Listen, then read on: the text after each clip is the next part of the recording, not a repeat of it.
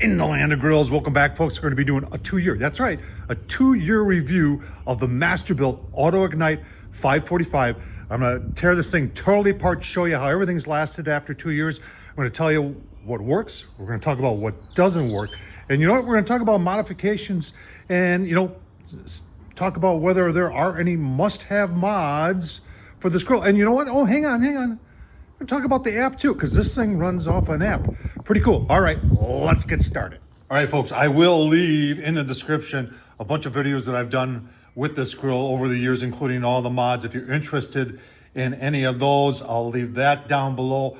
Also leave a couple cooking ones down there so you can see things I've made on this. This grill is very versatile, and it has turned into kind of a workhorse here in the land of grills. Now the price, I have had a lot of people tell me this is 2026, the winter of 2026 and the winter of 2025.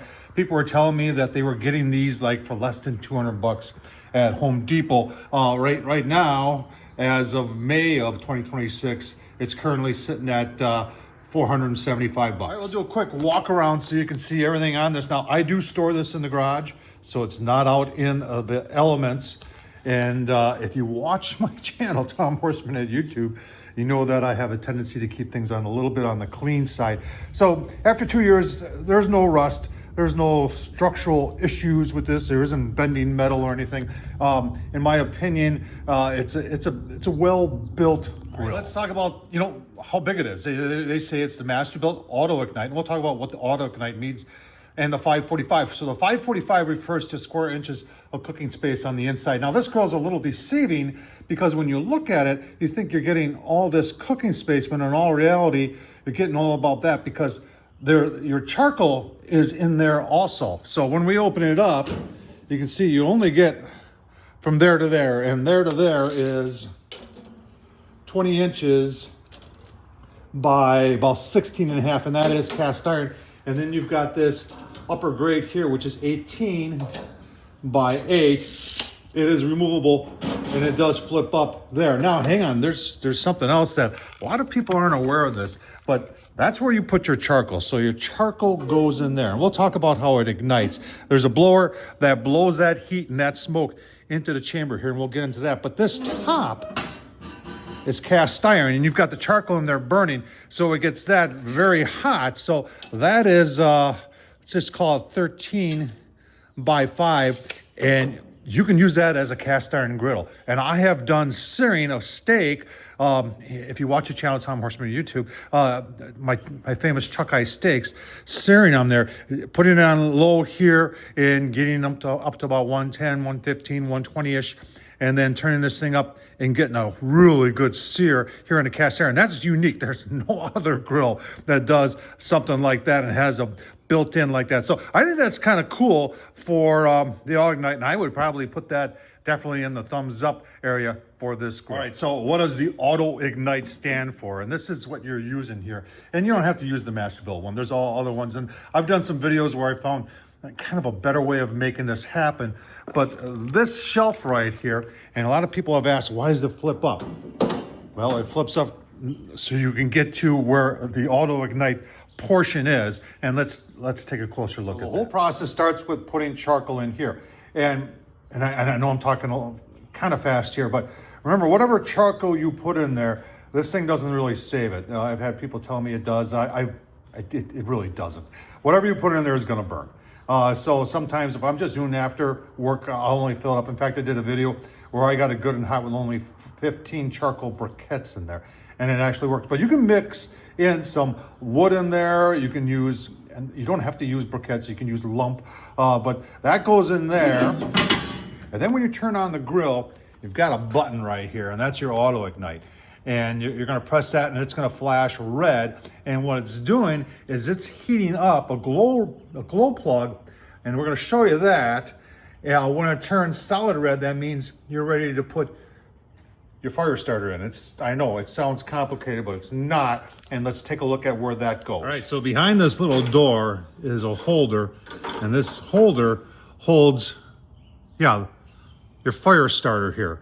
And inside of that, way to the back, and I know you're not going to see it, but that's where that glow plug would be. And when it goes to solid red, and then you take and you push this in until it makes contact with that plug, and that glow plug is supposed to start this thing. Sometimes it does, sometimes it doesn't. So a lot of times I'll just use a torch and get it going that way. And at first I thought it was a bad glow plug, but then I realized you never know how long these things sit in warehouses. And it is kind of like a cardboard product that's impregnated with something to make it light.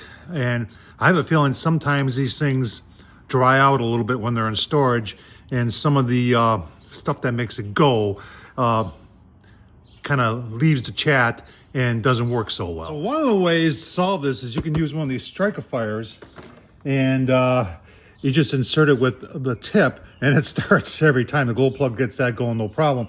The problem is these things are long, you got to break them off, and that means you're left with, you know, some other pieces of it that makes it, you know, almost you have to throw it away or use it to light something else. So does it work? A lot of times I'm just using a torch. Right, so while we're down here, let's talk about ash management. This is the what they give for an ash tray. And remember, everything is just all the stuff comes down through gravity, and your ash ends in here. I don't know who designed this for Masterbuilt, but this is something that even with one cook, this thing is overflowing. When you go to pull it out, ash just goes everywhere. So what I did was I did a mod, and I'll leave it down below, of one of these things, and that fits in there just like that. And I can get like 2 cooks, maybe 3 cooks out of that before it's full. Then my buddy Luke, LSS Mods, made this nice stainless steel one. And you know, I was talking before about a must-have mod. If you're considering getting this, you're going to get sick of this really quick. So you might as well just go ahead and go over to LSS Mods and get yourself one of these. Like I said, you'll get 2 to 3 cooks before you'll need to empty that. All right, let's talk about the app, because Masterbuilt took a lot of crap in the beginning with their app. They've done a lot of changes to this. In fact, when I just turned this grill on, I got a notification saying, hey, your grill's warming up. The app, all the issues with the app has been resolved. And I use it whether I'm using the 545, I have the Gravity 1150, I had the 1050. The very original Gravity Series 560, that's the one that had the problems. I don't have that anymore, but from what I understand, they resolved the app issues on that. So if people are talking about the app, folks, it works, and it works just fine. All right, so you can see there's the fire starter, and the fire starter did start on its own this time. So like I said, and then you got the charcoal down there, and then what will happen, this thing will start giving little puffs of air in there, and it'll get the charcoal going. Then at some point, you'll just hear it crank up, and when it cranks up, then you close your lid, and everything is good to go. Just want to show you how it works. Talk about mods, obviously I paint mine. That's not a must-have mod. Put the grill gauges on, just, you know, just to show you how accurate it is. And this grill has a tendency to be a little hotter away from the fire than it is next to the fire. But it does even out pretty good. And I've found temperature control on this is actually very, very good. Now, you saw the front shelf, that's a cutting board that I just put some hangers on it. And you know, I think I've got the video for that. I'll leave that down below. You do have a side shelf there and a side shelf there. So is that a must-have mod? No. None of these are a must-have mod. In my opinion, the only must-have mod, and you know, you can try it on your own without just that little guy, but the bigger ashtray there really works. Going around to the back, everything is just fine. Now I do have one other mod that I added, and that's some extra grill room. Let's take a look at that. Here's a shelf system that I found on Amazon, I think, and I'll leave the link down below. You can actually take off this and just use this, and it actually increases your grill space quite a bit. You got to take off the back shelf though. So yeah, does that work? Yeah, it does, and it increases your space. Right, I can hear the questions already. Is there a rotisserie for this grill? Well, no, Masterbuilt doesn't make one for this.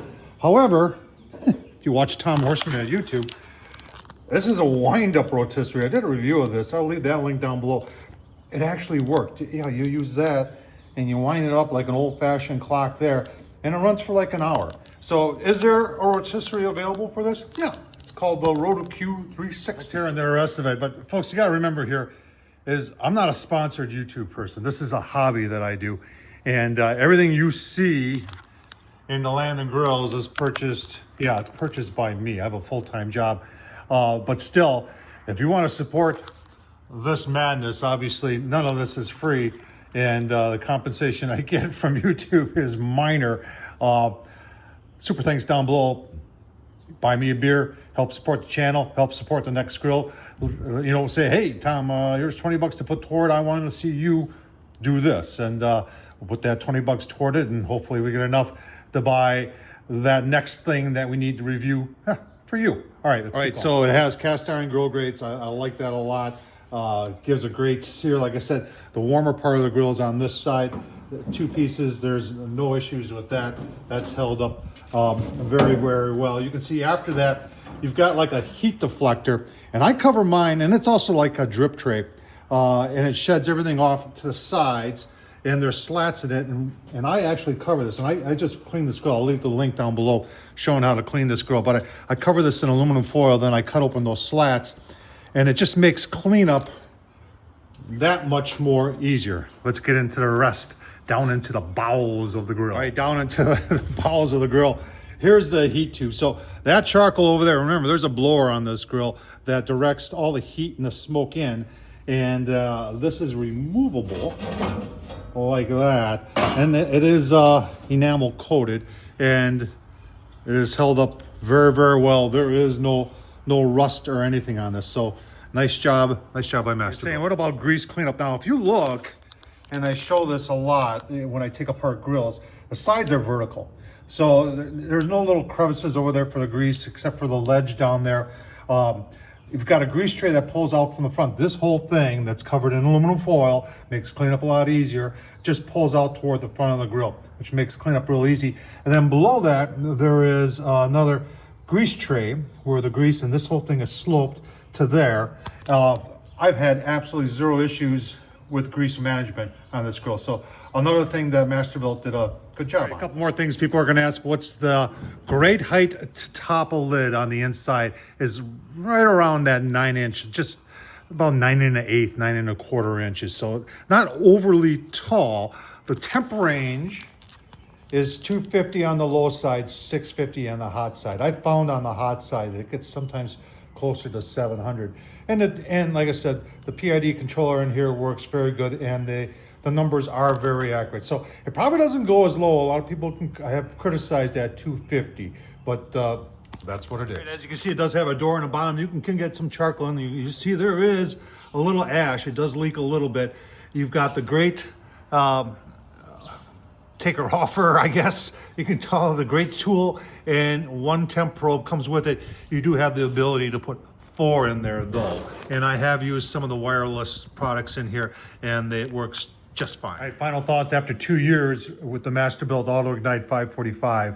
I like this grill. I like this grill a lot. When people were asking me this winter, they were finding them on clearance at Home Depot for like 180 bucks or 150 bucks. I'm just saying, wow, for that price, I'd really be all in. 450 right now at Home Depot. It's your choice, but I tell you what, if you want to get into doing some smoking and some grilling on charcoal and have it be somewhat automated, and this is very much automated. It's like the Gravity series back there. Even though it's not part of their Gravity series, it works very similarly, and it works very, very well. So it gets a thumbs up for me. Would I recommend buying this? Yes. Yes, I would. Does it have some limitation? You bet. But so does every grill out there have some sort of limitations. Tom Horsman of YouTube, thumbs up, leave a comment. Do you have one of these? Are you thinking about getting one of these? If you have one, do you like it? What's your 1 year or 2 year or 6 month review? I'm sure everybody else would like to know. Thanks for watching, folks.